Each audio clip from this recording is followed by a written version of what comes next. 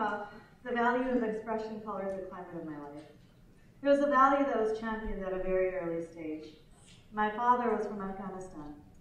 He came to the U.S. in hopes of building a life that would provide him with resources and opportunities to succeed. And he sacrificed a lot. He sacrificed to provide me with a life where I could strive to be at my fullest potential. Freedom, education, equality, empowerment. These were the ideals that my father struggled for. And these are the mantras that fuel my faith as a visual artist and as an activist. My father was a pivotal force in my work. He taught me love. He taught me courage. He taught me gratitude. He taught me to value everything that was provided to me. And so the great privileges and liberties that my life affords me made me feel that I cannot lie still and quiet while those rights are robbed from others. I've been painting for 16 years. I've been active in social justice causes for 12 years. And through my work, I have witnessed a lot of turmoil and injustices. And so I really struggled. I began to question myself. Now, how can art be used as a tool for social justice? How can it challenge norms and values that are centuries old? How can our voices and expressions be shared when there is censorship that curtails in so many regions of our world? Now, painting a picture is one thing. Advocating for human rights is another. I wanted to mesh the two, to become more effective as an artist and more creative as an activist. I wanted to turn personal pain into collective gain. And in today's world, where our chances of connectivity are so much higher, I truly felt that art could create a culture of change, that it could have a ripple effect and reach out to those who may not have a voice, or to those who are suffering in silence. Global change begins with local impact. I painted this portrait of Nobel Peace Prize winner Malala Yousafzai for YWCA Chicago. And Malala was the young girl who was shot in the head by the Taliban for demanding the rights of girls to be able to go to school. And her story resonated very deeply with me, not because we were from a similar region, but because of the value of education and because of the magnitude of gender disparity that I was too familiar with. So I painted similar versions of her portrait to help fundraising efforts and to heighten global awareness for nonprofit organizations such as the Malala Fund, so that girls, regardless of where they are in this world, have the basic human right to obtain an education. And it's really something when you step back and see that an image on canvas can help send 30 girls to school in Pakistan, or that it can be used as a tool for advocacy in regions of the world where the gender you are born determines how far you will advance in life. I chose those famous photograph of the Afghan girl from National Geographic and the photograph of Malala taken by Mark Seliger from Time magazine because I wanted to capture the silent intensity and power that was depicted in both of the photographs, but then keep the softness that makes Malala so endearing. I painted a surreal version of her portrait as well, and I felt that this was the most accurate representation of objective truth masked in visual metaphors, especially when conveying Malala's story. This is Technicolor Buddha, and I painted this piece because I wanted to create universal empathy through the use of an image. And the true symbols really aren't the symbols that you see in the piece, but it lies within the colors of the painting. Combined, they're eclectic, but they're harmonious. And the dove on the right side of his ear represents peace and unity and love. And I painted this piece in response to the perpetual violence and conflict that continuously bombarded my news stream. Religious intolerance has been surmounting in our world, and thousands upon thousands of minorities are persecuted because of their beliefs, so I really wanted to convey this through a visual representation. It had to be put into visual perspective. I painted these two pieces in response to censorship and intimidation tactics that were utilized to silence my voice.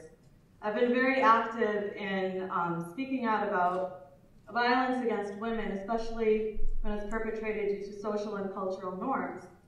And I was in the film Honor Diaries, which was the first film to break the silence on honor-based violence against women, especially in the Middle East. And I think this was the starting point of using my art to really challenge conformity, complacency, and censorship that's been inflicted upon the most vulnerable groups. And during this time, I really saw the true power in art, and that where freedom of speech does not exist, art is able to extend beyond those boundaries. I painted this piece, Lady Justice, and it was used as a global tool for advocacy to help lobby for the passage of the International Violence Against Women Act. I struggled immensely as I made this piece because I felt that the world that we live in shouldn't grant or distribute human rights as a privilege that's contingent upon where we happen to be born. This was a darker series of pieces that I made, and during this time, I was transferring a lot of personal stories that were shared with me onto canvas. And it was also a very solemn period in my life as I was going through the process of loss, and I was grasping onto collective emotions and memories and experiences. And it was during this time that I really realized that art was the one thing that didn't let me down. That at the end of the day, I had my paints and my brushes and my canvases to provide me with solace and catharsis. And I think that I was also testing my own abilities and my own stamina by painting these pieces. I started this portrait a year ago of this young woman named Rehana Jabari, who was sentenced to death on the charges of murdering her rapist in Iran. And despite global outcry, her case gained international attention because of human rights violations and because of an unjust trial. And there was a global outcry, and despite all of that, Rehana was executed by hanging 2 weeks ago in Iran. And for some reason, I could never finish this piece. I remember changing the background at least 3 different times, and I just couldn't finish it. And I think the painting followed the course of her sentence, as that there was that inkling of hope that her life would be spared, but that didn't happen. And I think that the painting will remain unfinished because Rehana's life was unfinished. Her murder was a travesty. Her life was taken cruelly. So you see, art doesn't exist in a vacuum. It's part of a culture. And art that stands up to the repressive forces of society is part of that culture of change. This is a very special piece, Mother Teresa. It was the last painting that my father was alive for. And I used this to help fundraising efforts for Afghan Women's Writing Project. Women and girls in Kabul could be able to share their stories through poetry and essays, because to tell one story is a human right. This is a painting of Jesus of Nazareth, and I painted this in response to relics of Christianity being destroyed in Iraq. And the piece is actually currently raising funds for UNICEF's programs in Iraq for women and children. And I found that fundraising through art was a unique way for me to bring, pressing solutions to our problems. So it also changes the narrative of art in that we're able to see its functions and we're able to put it towards good use. This was a painting for an exhibition, Transforming Feminism. I took 3 canvases and I gilded them in solid gold, silver, and copper. And it represents what feminism means in today's world, and I wanted to represent beauty and strength and power. This is one of those pieces that I was influenced by a story that was shared with me. And it's a story that's probably going to stay with me for the rest of my life. There's a young woman, she was a mother, from the northeast frontier region of Afghanistan. And she had the opportunity to escape her village, but she had to leave her 2 children behind with her sister, who would then follow at a later date. And she wasn't willing to make that decision. She couldn't make that choice. So she put her baby in a bag, and she carried her 2-year-old daughter with her on her lap in a cramped cargo van. And the toddler survived. The baby suffocated. And she shared her story with me. I didn't know what to say. I didn't know how to address her grief or her sorrow. I didn't know if she could ever rebuild that loss, if that was even possible. But by sharing our stories in such a way, art becomes a source of truth. And we're able to see things from a humane perspective. And art is able to show 3 sides to a story. But on a deeper scope, it is essentially the freedom to voice our inner thoughts, hopes, fears, and beliefs as a basic right. It is an elemental part of being human, the right to give expression to the soul.